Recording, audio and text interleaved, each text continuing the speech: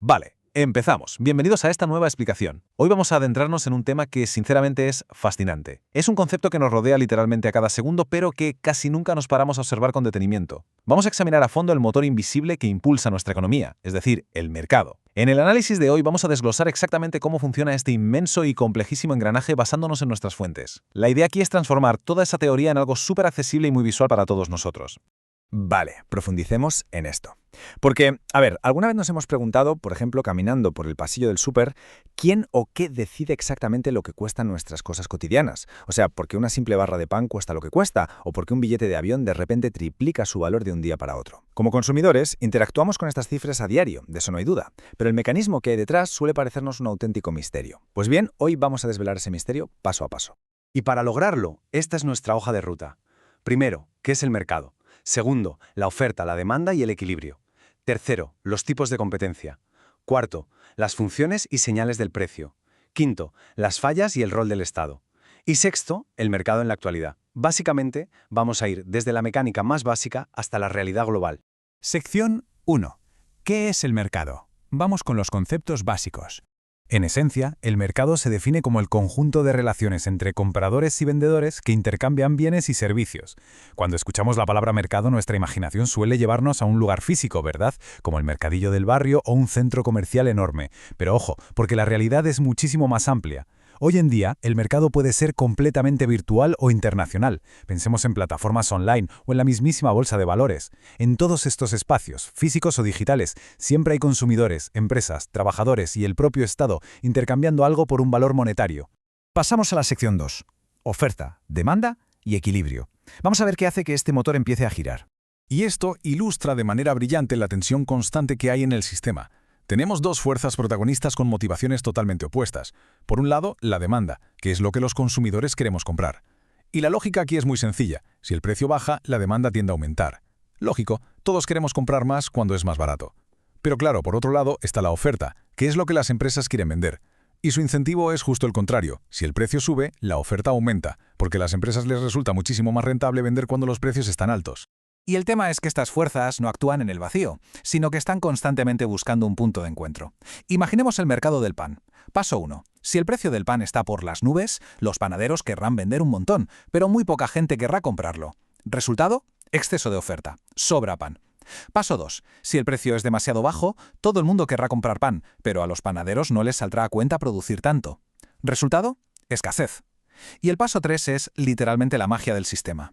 El mercado tiende a ajustarse de forma natural hasta alcanzar lo que llamamos el precio de equilibrio. Ese es el punto exacto donde la cantidad ofrecida iguala a la demandada. Ni sobra ni falta producto. Número 3. Tipos de competencia, porque claro, este motor no funciona siempre en las mismas condiciones. Ahora, lo verdaderamente interesante al observar esto es ver cómo el número de participantes cambia drásticamente el poder sobre los precios. Fijaos. En la competencia perfecta, con muchísimos compradores y vendedores de productos idénticos, como en los mercados agrícolas, nadie tiene poder real para fijar precios. En el extremo opuesto está el monopolio, donde un único vendedor tiene un poder inmenso, como pasa a veces con el suministro de agua o la luz. Y luego, en medio, tenemos el oligopolio, que está dominado por unas pocas empresas gigantes, como las aerolíneas, y la competencia monopolística, donde muchas empresas venden cosas parecidas pero con su propio toque, como los restaurantes o las marcas de ropa.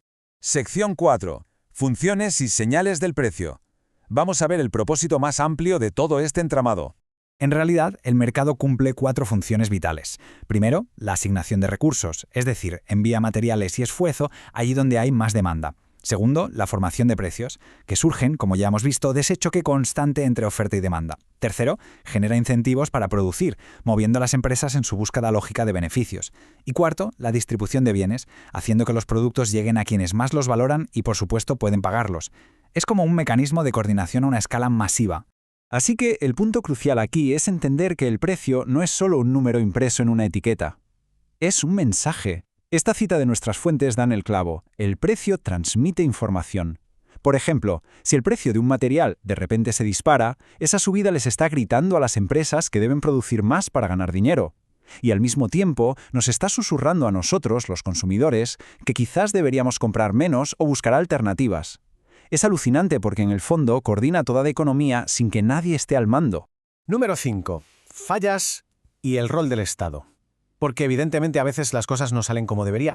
Y es que las fuentes identifican muy bien situaciones donde este sistema simplemente no es eficiente. A esto se le llama fallas de mercado. Hablamos de la creación de monopolios que asfixian la competencia, o de externalidades negativas como la contaminación, cuyo coste real no se refleja en los precios que pagamos. También está la información imperfecta, cuando alguien sabe muchísimo más sobre un producto que la persona que lo está comprando. Y por supuesto, el problema de los bienes públicos, como el alumbrado de las calles, que por su propia naturaleza, las empresas privadas no tienen suficientes incentivos para proporcionar. Cuando aparecen estas fallas, la literatura económica señala que el Estado puede intervenir para intentar corregirlas.